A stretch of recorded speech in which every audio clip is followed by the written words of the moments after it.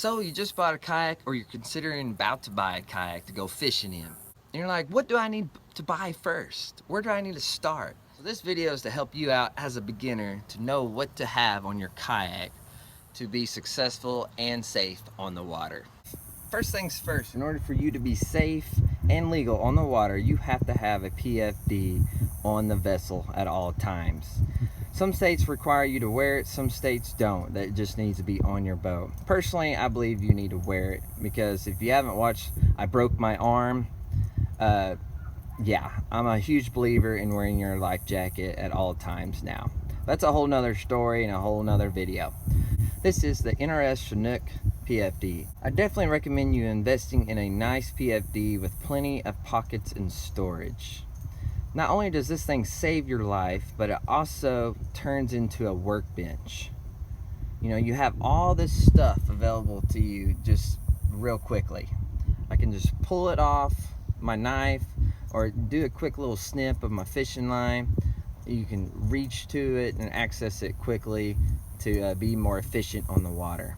So besides a PFD, you also need a whistle on your PFD. This is an inexpensive purchase from $2 or less. Make sure you have one on your PFD for safety, but also you want to be within the laws and regulations of your state being out on the water.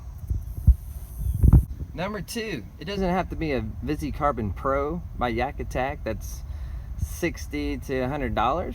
Just make sure you are seen on the water. Make sure you have a 360 degree light so boaters can see you at night or early morning or overnight. And of course, the last thing you need to successfully paddle on the water is a paddle. The one, the No Limits Propel, is a $24 paddle. You don't have to go out and drop $100 to $300 on a paddle, especially starting out. Yes, you'll hear all the reviews out there that the Warner paddle is super light, it's carbon fiber, it weighs less than 2 ounces, and you can last a lot longer on the water. But you don't have to go out and buy the most expensive paddle out there to get started. You're gonna have to buy a lot of other gear to get rolling. You know, a nice PFD, you're gonna have to get, you know, some safety lighting, you know, a whistle and all this stuff. It starts adding up. So, you know, just get an inexpensive paddle that's long enough for you for $24. And then eventually you can upgrade down the road. Now this is my paddle now. This is my wife's paddle. She don't go out as often as I do. I got a bending branch angler. It's got the little hook on the other end where you can help you pop out some of those lures that's caught on a bush. But I love this paddle. Again, it's not carbon fiber. It's a little bit lighter than this one per se. But I'm trying to build up some shoulders, you know what I'm saying? I want my arms and guns looking good, especially when I'm wearing sleeveless shirts. So I don't mind a little extra resistance when paddling. Yeah, I know your arms might get a little bit more fatigued out there, but I thought we're fishing and sitting a lot too. So you probably need the extra exercise anyway. So this is a bending branch angler edition, and it was about $99. And I actually got a discount on it, 15% off. I think I paid around $84 for it. So obviously you need a paddle, but you don't have to go out and buy the most expensive paddle, especially starting out with. Buy a paddle, build up some strength in those arms, and eventually upgrade. You'll notice a huge difference once you upgrade. It's not necessary when you first start out. All right, so first things first, besides your kayak, yes, you need a paddle. That's obvious. But you don't have to have the most expensive paddle. Yes, for sure you need a PFD. You don't have to have the most expensive, but make sure you have a PFD that's an awesome workbench. A, it makes you want to wear it more because it has all your tools attached to it and it's more convenient and efficient on the water. But B, make sure you're safe and you have it attached to you either way. On that PFD, make sure you have a whistle to check off those regulations. You don't want no ticket or fine, and for sure you don't want to be in a case where you could get hurt really bad. And, you know, have some visibility on the water. Now let's break down the 3 accessories that I can't live without. I have to have with me at all times. I know I'm cheating, but accessory number 1 I can't live without is this PFD, not this specific brand. If you look below my other videos, there's a cheaper version of this. It doesn't have all the fancy pockets, but it's just as good. I can't live without my PFD. My workbench has all my tools attached to it, easy to get to, and go ahead and spend that extra money getting a nicer PFD that you're going to use and wear. The next accessory you want to consider as soon as you buy a kayak is either a kayak crate system or some type of storage for your tackle and fishing rod holders.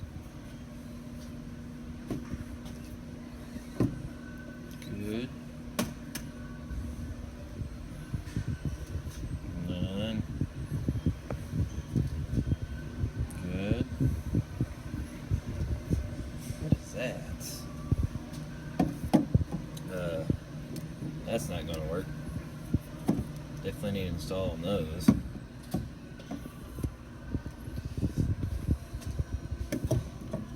Really wobbly and loose. It's not gonna work either. Nope.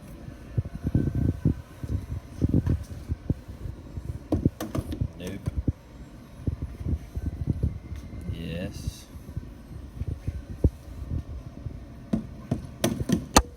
Nope. Get my point? Horrible. So obviously my kayak will hold a fish crate, and oh, I love my fish crate. Holds plenty of tackle. Right now I have it rigged where I have 5 poles that I can hold in there. I actually only put 4 in there. I put 1 on my side of my seat, and I use that ram tube for my net. So really I only take about 5 poles. That's all I need on the water anyways. If you bought an Old Town Vapor kayak, for example, and you can't store a kayak crate in it, then I know the Old Town, it has rod holders like this. And these are fine. They're, you know, you can have these inside your hole. As long as your system can hold at least 3 rods or 2, then I think you're good. I break it down as far as rods go, as I want to make sure I have something ready for each water column. You have your bottom, you have your mid, and you have your top. The minimum rods that I always use is at least 3. I want a top water tied on, ready to go at an instant. You know what I'm saying? And then I want something that mid-column, a crankbait, a chatterbait, a spinnerbait, something of that nature. And then I want something like a Texas rig to work that bottom column out. So if you can fit or squeeze 3 rods on, you're good. And so my Old Town Vapor, for example, it had one of these rod holders on both sides of the hull. So I can have 2 rods out the back, and then I had 1 in my lap, holding 3 all together. And I would just alternate. Okay, I'm done with top water, I'm gonna put that in that rod holder and pull out the Texas rig and work that a little bit. All right, I'm gonna swap that out with my chatterbait on the other side. So I definitely recommend at least 3 rods if you can fit them. Most of the time you can on your general average kayak. So have a place that you can store tackle and be organized, and that you can have your rods and reels ready to go. And the last but not least, my favorite all-time accessory. No matter what boat I buy or what I have, I always make sure I have an anchor trolley system attached. It's that important. Yeah. So besides having a place to store your rods and tackle, the next thing you need to put on your kayak, no matter what, is an anchor trolley system that runs the length of your boat. Some of those systems out there, like the Old Town that I purchased, goes halfway from your seat to the back of your boat. Don't extend it right away. Buy a pad eye and take that Old Town Vapor anchor trolley system and run it to the nose of your boat. You need that. If you don't have a pedal system or a trolling motor, you for sure need an anchor trolley system if you're paddling. There's so many times where I fought wind and fought wind and fought wind, and I got so tired and exhausted just from doing it, when I was like, oh, I wish I had an anchor trolley system. There's been times where I forgot my anchor, and I show up to a lake and it's really bad windy, like today. It's real windy right now, and there's nothing I can do. Just spin circles. I was looking for some type of structure to sit on, lily pads, something to hold my position, but it was a fight and a struggle. So as soon as you get your life jacket, your paddle, your whistle, the first thing I would attach right away is an anchor trolley system. This is the most useful tool ever to come out for your kayak. Now you can go the anchor route. If you're fishing a lot of marsh or shallow water, you can go with the parking pole that I have on the side here. But whatever system you use, the anchor or the parking pole or both, make sure you have an anchor trolley system. Couple bonus accessories that I always have on standby. If you have a sit-in kayak, make sure you have a bilge pump. This was about $15, the best investment you'll ever make in your life. So for your sit on tops, have a sponge down in your hull, just on standby, to soak up some of that excess water if need be. So a couple bonus items, whether you have sit in or sit on top, make sure you can bail some water out if need be. Very important. Another important bonus item is protect your keys and your wallet or cell phone. Have a waterproof, watertight box.